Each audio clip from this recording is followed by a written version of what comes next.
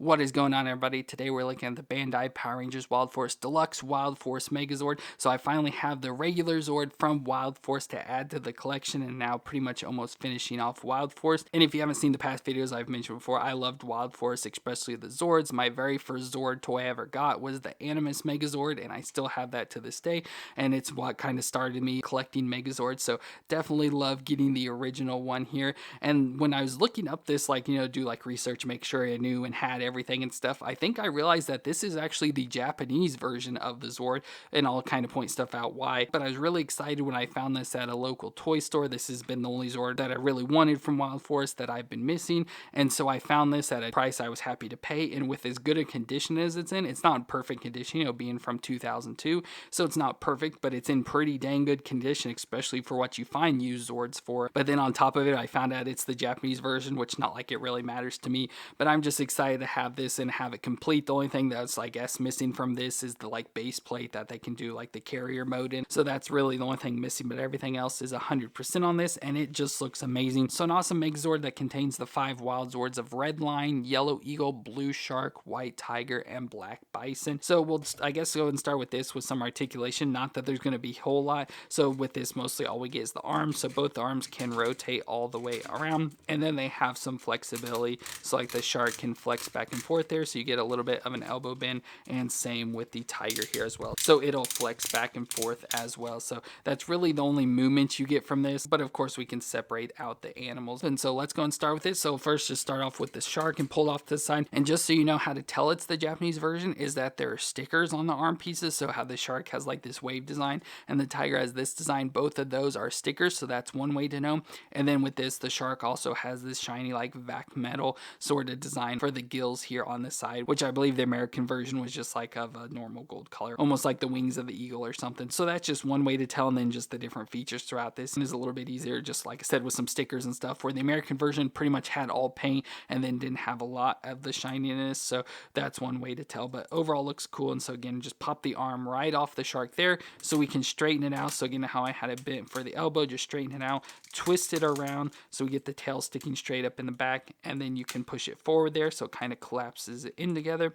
and then we can fold the wings of the shark out, or the fins, I guess. I don't know why I said wings. And we can also fold this little thing here that give us the little front wheel. So there we have that wheel and the 2 wheels on the back there, so now it can swim along. So that gives us our shark there. So there we have the shark Zord, and then we can do the white tiger as well. So let's go and pull the white tiger off here, and again with this, going to be pretty similar. We've done Zords like these multiple times, so not really anything different here. So with this, we'll go and fold the legs back, and you will just want to make sure this silver thing gets out of the way of the tail there, so you can fold both of those down. And these do slide back and forth, so you can just get them slid to the side there to allow the tail to come back, and we'll fold that forward there. Go ahead and fold the feet down so we can fold them down to give our 2 back feet there, and then we go to our front feet. Now these are usually a little bit difficult. On this one it's pretty easy because it's looser and all that, but you just got to get the arms pulled out a little, so like that, so it just slides out to the side to give you room to pull the arm out, and fold it forward a little bit and allows the foot to slide all the way out, and you can fold it down and then just pop it back over to the side to sort of lock it in place. So do that on both sides. So again, pull the leg out there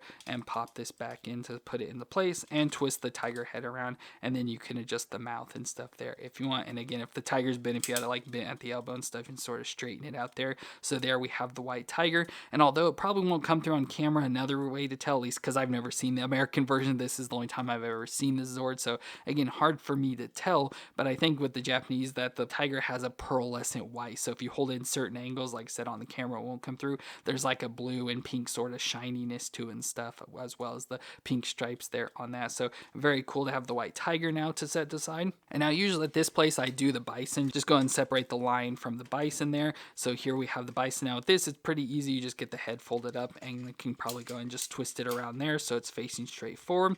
And now with this Zord is kind of old, and then I think because I cleaned it up and stuff, all the functions are pretty stiff, but you can pop it to the side there, and I'm afraid I'm going to break these clips, but you just pull it off to the side there, and then we can fold it forward. So you just pop it there, what would be the knees, and fold it forward, and you can go and connect it together so it has that separation there in the center. So you just pop that in, and allows it to sit down in there better, and fold the back up on it, and they should pop into place, and you can hear those clicks when it goes back in there. And then we can fold the little flaps down on the back, so back to cover up its butt or whatever there, and fold the feet. So we have the back feet that can fold down. So fold both of these down there like that, and then same with the front legs. So fold that to give our bison some hoofs there, and again, just readjust the head. You can move around the horns and stuff there as well. So that overall looks pretty cool for the black bison. And then we go to our lion and bird. So we're going to just pull the bird off, so it's easy just to get the wings off from around the head, and then just kind of pull it out. So it's kind of stuck down in by its hips down inside here. So you just got to grab a hold of it and get it pulled out.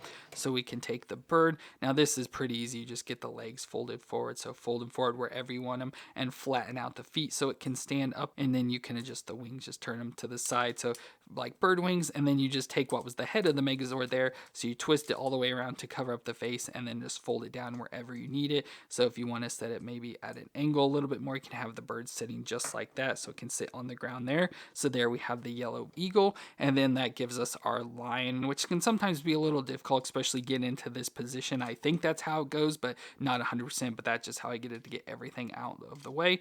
But with this, we can start to get the legs moved around. Again, it's always hard to figure out where to start here because they're all kind of joined in there together, but we can maybe get the front legs bent forward and the feet folded down there, which then allows us to get the back legs folded around and the feet there. So we can do the same on this side. So again, get the front ones out first. It seems to be a little bit easier, and fold it down, and then fold back around there, and feet flat. We can fold the tail up in the back, so that's there. And this is like one of the biggest issues with the Zord, is like some of the gold paint's like flaking off of the tail off the top there. So that's like one of the biggest issues with this. And then you can fold these two pieces down so the arm connections can be folded to the back there. And there we have our lion, which of course has the mouth and stuff that can function there. So there we have our red lion now to go along with the rest of the other 5 wild Zords. So there we have our entire team of the Power Rangers Wild Force Zords, which is really cool. And then for each of the Zords, they have, very little movement. So like the lion, you can saw like, the arms and stuff can move back and forth, and you can adjust the feet a little bit. So you can try and work them into different poses if you want to have them in these forms. You can try to, have it like he's attacking or something like that. But again, not a whole lot of movements. And then each one has the mouth that can open and close. So just very little function. It's on each one. With the eagle, we do also, once again, get the mouth, which the mouth on mine always kind of folds up in there, but you get the mouth back and forth. Of course, the head can move back and forth, so you can get it at different angles. The wings can fold back and forth and then spin all the way around. The legs can move back and forth, and again, you can adjust those feet. So if you want to have them more closed up or more open to be able to stand, and then again, the tail can move up and down. With the shark, I kind of already showed it can like punch back and forth, so you can have it like swimming like a shark as it rolls along. The tail can move back and forth, which is mostly for the sword function. And then we do have a mouth as well, which with this folded down doesn't really do much, but the mouth does open and close to have the grip. You can get the shark fins to flip back and forth. For the bison, we just pretty much have the head movement there. The head can like move back and forth, and then like I said, those horns can move. So if you want to have more folded forward there like that, you can, and just readjust them. And that's really all there is for him. Doesn't really do much beyond that. And for the tiger, the head, as I showed, can twist around. The mouth can open and close, and then you can adjust the legs and feet to do whatever you want. Again, trying to get into position. So that's really all they have. Individual functions don't really do much beyond that. But now that we have them all separated there, we can put it all back together. So let's start with the black bison. So he's always the easiest to do. So with this, we'll go ahead and get the head out of the way. We can go ahead and get the back open up, so it's easier just to kind of grab and just separate and kind of pull. Like I said, always got to worry about those different pins and stuff, and we can fold that back up there as well, so it's out of the way.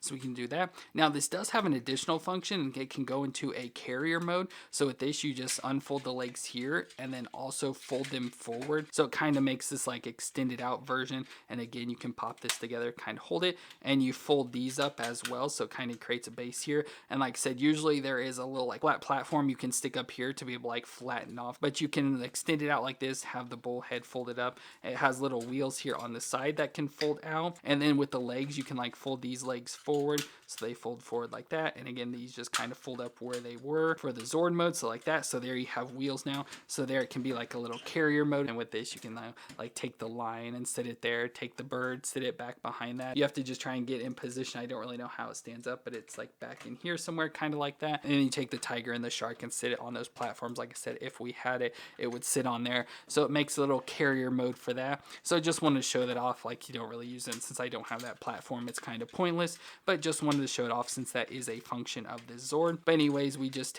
fold the legs back this way and make sure the bowl is up like this there, so we can open these little flaps and kind of fold them around, fold these wheels back in so they are out of the way, and then just pop these back around the back and they will pop into the back of the legs. And if we fold it around here, we can then just take these hoof pieces and fold them forward to give us the feet of the Megazord.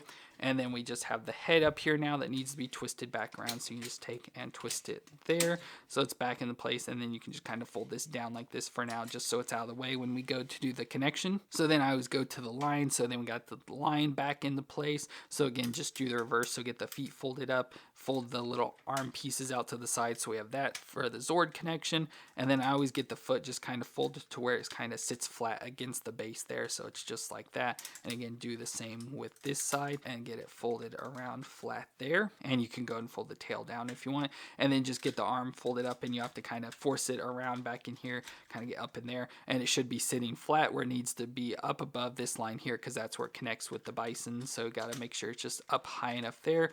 And so just get it pinned back in there so it gives us plenty of room. And with that, we can then connect it onto the top of the bison. So it just pops right in there. And again, you can see the feet sort of just sit flat there, and it's all connected with a little clip there in the back as well. So there we have the red lion on, and we might as well do the bird then next as well. So with this, I usually just, the only thing prep wise is get the feet folded back, and I just always fold the feet back and the legs there and kind of get the tail stuck up for the head and just kind of leave it like that. So what I always do is guide these hips into the midsection here. So it just goes right in there until they kind of pop in. So it pops down in like that, and the eagle head kind of goes down in. The top of the lion head sort of sinks down in, and then you just take the bird wings and sort of fold them around the side of the lion's head like this. So it creates a nice little fan there around the lion's head. And with that, you can fold the bison's head up a little and then just fold up the horns to the position there. So there we pretty much have that, and then we can go and spin the head around of the Megazord to reveal. So just spin the tail around and it reveals our Megazord head there, which is cool. And then we'll go and do the white tiger next. So again, with this, we can go and spin the head to get to the side where we needed, get the front arms pulled out, and again, just fold the feet back and slide up into position there. Just kind of fold them up and pop them back in, and do the same on this side. And then we go to the back legs, and again, these just pretty much fold straight up, and then the feet fold flat there. So just fold up flat. Again, I love how they sort of fold around there, and then just spin this around there and get it around the tail, fold the tail back so it goes back down under there. And then with this, you can take each of these metal pieces and sort of slide them over. So again, die cast metal pieces here with the stickers, and sort of push them over. They don't really stick too well or anything, but it sort of connects up to make that little logo design. And then we have the hole here for the arm. There's a similar one on this side, but it's, not as deep, so you can't connect that. But this one you can do, and then you can pop it onto the left. So there the Zord has its left arm now. And then we can do similar with the shark. Pretty easy for this. So just fold this piece down so it folds down in there and cover it up with the shark fins. So how it was like collapsed in, you just extend it out there. And again, you can then twist it around to this side to get that logo in the front, and then you can sort of bend it if you want. And again, has the hole there to connect it into the arm piece. So you pop it on the right. So there we have the right arm of the Zord. So there we have our completed Wild Force Megazord, which looks really cool. And we can do additional functions like give it a weapon. So we can take this shark tail, just pull the tail off there, and it gives us a nice handle. And with the fan, we can collapse it like that to make it more of a blade of a sword. And if you open the shark's mouth, there is a little grip piece in here that you can just take, stick the tail in there. It doesn't really hold too well, collapse it back, and it does have a hinge so you can get it to stick up there and then get the sword into position. So there has the fin blade sword, which is pretty cool. So very awesome for the Wild Force Megazord overall. Not a whole lot to it. I just love it because the animals. So growing up, I loved animals as most kids do. So having a Power Ranger Zord that was animals was like super exciting to me. So that's why I loved Wild Force and got Wild Force Zords and stuff. So definitely love having the basic Wild Force Megazord now, because that was the biggest piece missing from my collection. So I'm super excited to now have it. So very awesome to have the Zord. Love it overall, especially like I said, getting it used in this condition. So I was able to get it for a price I was more comfortable with than buying a brand new one. So overall, very happy with this Megazord. But let me know what you thought of this. Did you have this Zord growing up, or do you still have it? Let me know in the comments. And if you enjoyed this review, let me know with a thumbs up. But I want to thank you all for watching. I hope you all stay awesome out there, and I'll see you in our next review.